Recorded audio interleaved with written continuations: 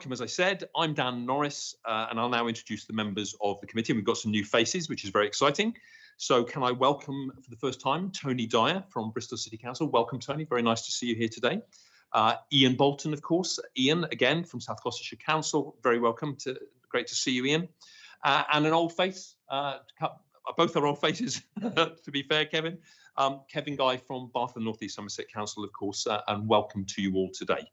So we've had some apologies which have been received from Richard Bonner, who is the chair of the Local Enterprise Partnership. As people know, he's a non-voting member of the committee. And also here are the statutory officers with the deputy monitoring officer attending remotely. And he was over my shoulder a moment ago. But Clive, thank you for coming in online. That's really great. OK, the next item is declarations of interest. Are there any declarations of interest that need to be declared today? And I can see shaking heads from everybody, so that's great. Thank you very much. We note that. So the next issue is item is the appointment of statutory officers. I'd like to move the recommendations as set out in the report, which are that the committee notes the Employment and Appointment Committee's decision of the 18th of April of this year to appoint Stephen Peacock as permanent chief executive and Robert Bob Brown as permanent director of legal services monitoring officer following a recruitment process. I'm delighted to say that this completes a full team of permanent directors in our senior management team. Can I call for a seconder, please? And I can see Kevin's chomping at the bit to do exactly that. Kevin, would you like to speak to that? Yeah, thank you, Mr. Mayor. First of all, the set of candidates we had were exceptionally good, and I keep it very brief because I want this meeting to be quite short. A massive congratulations from myself, and we look forward to working with both candidates who are exceptional. So thank you very much. Thank you very much for that, Kevin. Would any of the other members like to say? Ian. Thank you, Dan. I know you want to keep this short, but we have to make it worthwhile being here at the very least. I really do welcome these important permanent appointments, which will bring stability to the combined authority and help set the strategic direction for our region, which we can only achieve if we collaboratively work together. And so while a few of us are taking on new roles within the combined authority from this meeting, it's great to see some familiar faces who are well aware of the issues we'll be dealing with together. I know as the former CEO of one of our constituent councils, the Combined Authority's CEO understands this, so I look forward to an effective and really productive working relationship going forward. Welcome, Stephen. Thank you very much, Ian. Tony, do you wish to say anything? I'll be very, very brief. I've had the privilege of working with Stephen in his previous role, and I look forward to working with him in his new role, and at which I'm sure he will excel.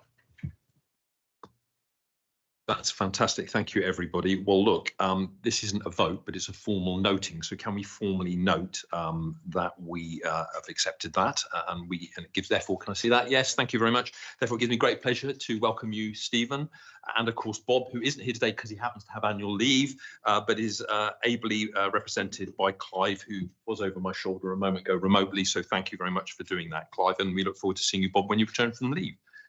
Thank you very much. OK, the next item is item 5, the annual business report. Now, this item is to consider, of course, the annual business report. And the first two recommendations are for noting. I would like to move those first. So the first thing that we want to note, please, is that the committee membership and deputy substitute membership as appropriate of the combined authority committees as set out in Appendix 1.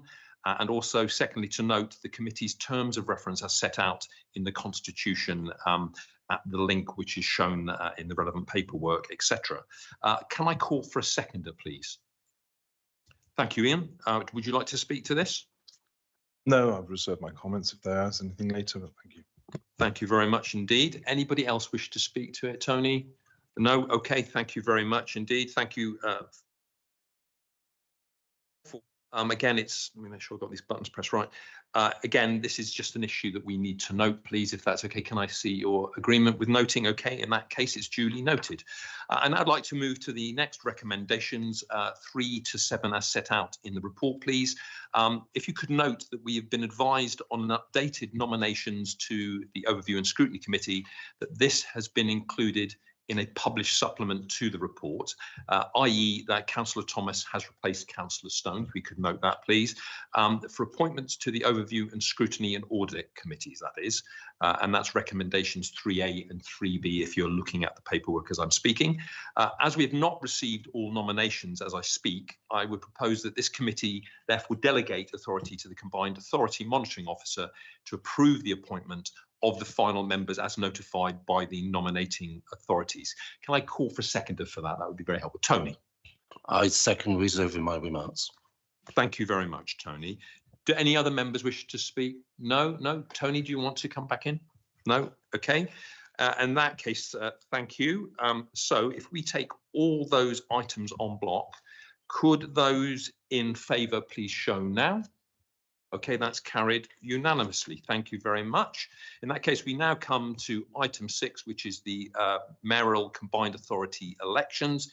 Now, on the advice of officers, this item has been withdrawn, just to note, please, from this meeting so that the proposals can be developed further. And I'm sure you all understand the reasons for that and will be happy to do that. Can I get that, your agreement, please? Thank you.